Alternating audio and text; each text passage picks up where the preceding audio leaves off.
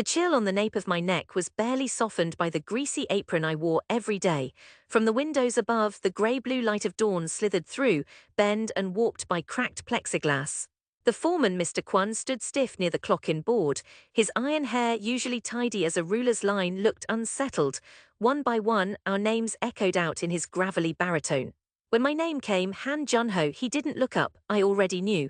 My final punch echoed hollow in the silent workroom. 6 years folding my back over conveyor belts and breathing in the bitterness from lacquer and glue, dismissed without a word of thanks.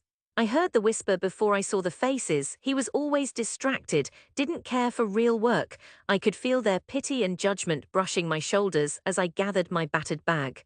Outside, the city was waking, but I felt only a hollow ache warming in my chest.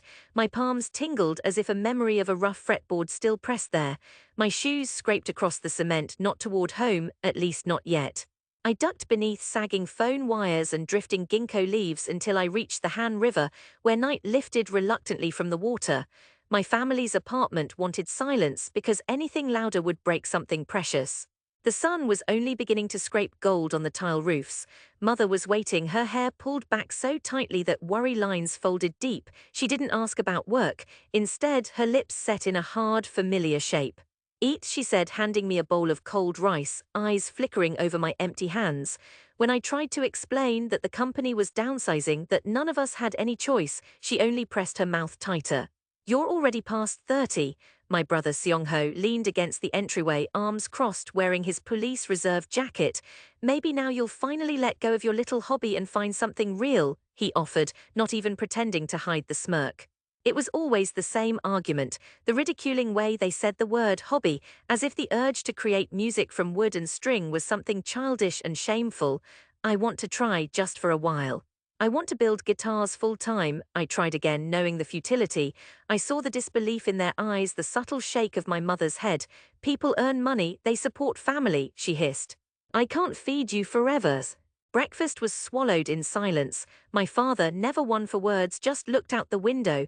He devoted a lifetime to bending steel in shipyards. He couldn't understand devotion to craft unless steel or food or walls came out of it. But when I retreated to my small room, I let my anger bubble. I snapped open the battered guitar case I'd salvaged from a junk shop and ran my fingers over a mahogany backplate waiting to be shaped. The wood was smooth, veined with reddish streaks. My hand trembled, but with resolve, not fear. If I was going to be called ridiculous, then I would be ridiculous on my own terms. I left dozens of resumes at factories. No one called.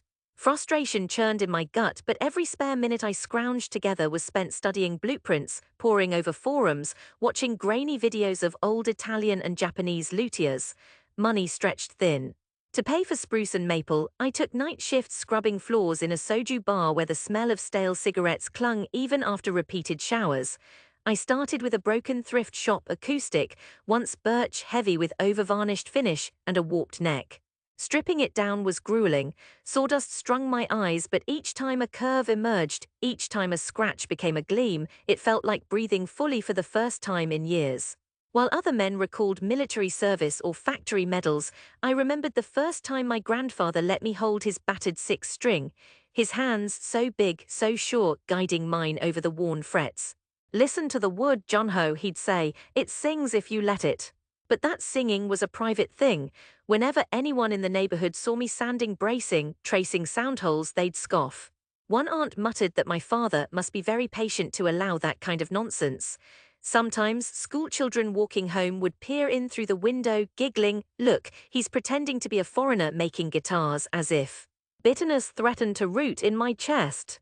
I learned to wait until past midnight, long after the neighborhood quieted, to work. In those hours, I felt serenity creep in with the shavings and the glue's sweet tang. Each curve of spruce bent under my hand felt like a bruise healing. The first guitar I finished was rough and heavy, but the sound, that first pure chord, made me weep. The next morning, instead of pride, my mother only shook her head. "No one buys these, we're not in America. Sell it for firewood." But I kept going. After failures came small victories, a clean dovetail joint, a neck perfectly aligned. My fingertips were raw, my back ached from hunching over the bench.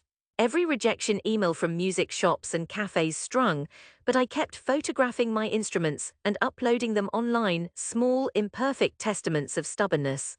By the second year, money ran so thin that I pawned my phone for lacquer supplies and sandpaper. Seong-ho got married in a gentle snowfall. I couldn't afford a proper gift. I carved a delicate inlay instead, a lotus, and set it into one of the guitars. He never used it, and I know he never understood, but I saw his wife touch the lotus sometimes when she visited, wondering. Once I received a reply from a well-known musician's manager, a polite dismissal but with one line that flickered hope. Interesting tone, not yet for the stage but continue refining. It was all I needed. That night I brought my tools to the riverbank.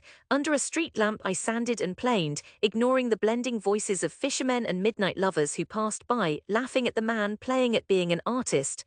The Han River flowed black beneath, carrying my muttered curses away.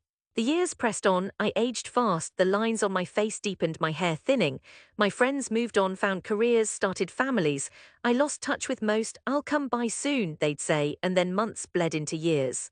One early spring morning, a foreigner, a jazz guitarist from New York, answered an ad I'd posted in a dusty English-language online forum. He asked about a custom archtop. He wanted something soulful, resonant with a touch of the East. We met in a coffee shop by Hongdae, the air alive with music from buskers still struggling with frostbitten fingers. I brought the best instrument I had, rosewood back maple top, lacquered until the surface shimmered gold. My heart pounded as he laid his large, gentle hands across the neck, thumb running the length of fretboard. He played, eyes closed, and even the cafe's staff paused their work to listen. When he finished, he said softly, "Where did you learn to do this?" I swallowed. Here, watching, I failed a lot. He paid me more than I dared ask. In his thanks there was no condescension, only respect. He told his friends. Slowly, quietly, word spread. A few music shops near Yuha began stocking my guitars, their owners eyeing me critically but admitting, "Finally, you have something here, Jun-ho." By the time my work carried my name outside Korea, tiny hand-lettered business cards accompanying each piece, my family still didn't understand. Mother sometimes muttered about luck and foreigners with strange tastes. Seong-ho, now a father, dismissed every story as exaggeration, but anger gradually cooled into a deep serenity. I no longer needed my family's blessing. I'd carved a place in the world for myself, in sweat and shavings and careful craft. I traveled to Japan and to Europe, learning from the hands of old masters, confident at last amid the spicy scent of resins and sawdust in workshops full of gentle, reverent silences. My return to Seoul was unplanned. My father fell ill, the hospital called with worry and bills. I came back to the peeling-walled apartment, carrying with me a commission guitar bound for a famous cellist, prized even before the final coat of oil dried. The hallway was as narrow and dim as ever. The hush before opening the door felt heavier than before. Inside, the TV flickered quietly. My mother gripped my father's hand. The old man dozed, his breath shallow. She didn't rise. "You're back," was all she said. For days, I moved quietly, fitting my new life into the old rhythms. Nights I sat by the window, whittling, the cool Seoul breeze bringing the scent of smoky fires and distant tempura stalls. My father awoke only in fragments, but his eyes met mine once with a quiet, knowing pride that needed no words. Perhaps memory of his own father's calloused guidance passed silently between us. It was a cousin, sharp-tongued and nosy, who suggested, "If Jun-ho is so successful, he should show everyone what he's done."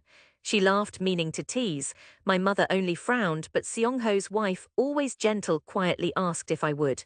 The annual neighborhood festival was a time for garish lanterns, food carts, and brash karaoke. This year, the organizers sought local talent to honor the elders. One of the shop owners near my old school had displayed one of my guitars in his window, boasting to anyone who passed, even if most just rolled their eyes at that artsy thing. So it was arranged. I would display my guitars in the elementary school gym alongside paper crafts and corny painted ceramics.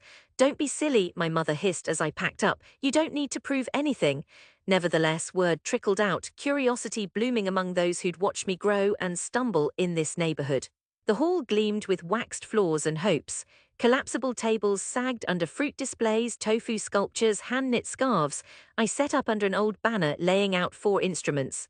2 classical guitars, an archtop, and the prized cello commission. Each piece was polished until it caught the cascading gymnasium lights, the wood shimmering as though lit from inside. At first, people only glanced, too shy or too wary of seeming interested, but curiosity has its own gravity. Children pressed their noses to the table edge, grandmothers trailed fingers along fretboards, marveling at the smoothness. Seong-ho wandered over, face guarded. How much do these go for, actually? His tone was incredulous, searching for a hole in my story. When I told him the price, he winced. You're joking, he said too loudly. Neighbors overheard, scoffing. Who would pay that? As if on cue, the cellist's assistant, a tall, impeccably dressed woman, arrived with a film crew from the National Culture Channel. She greeted me in halting Korean. Maestro Kim sends his regards and gratitude for the exquisite instrument. He asks if the delivery can be made today and if you'd be willing to speak on camera about your methods. Around us, the room shifted, voices dropped. Heads turned, I nodded, suppressing a shaking in my hands.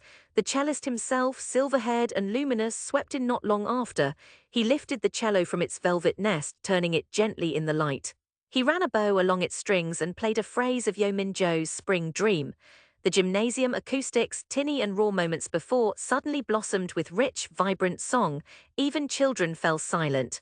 When Maestro Kim finished, he looked up and smiled. You've captured something living in this wood, Junho. I will play this in every concert from now on. Whispers slid through the crowd.